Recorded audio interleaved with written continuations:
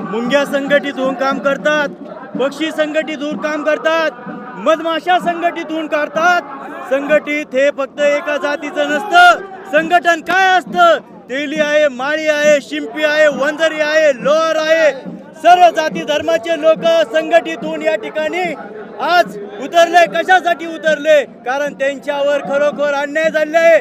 एक मराठा लाख मराठा अशा घोषणा देतात. मान्य आहे या संघटना या गोष्टीचं.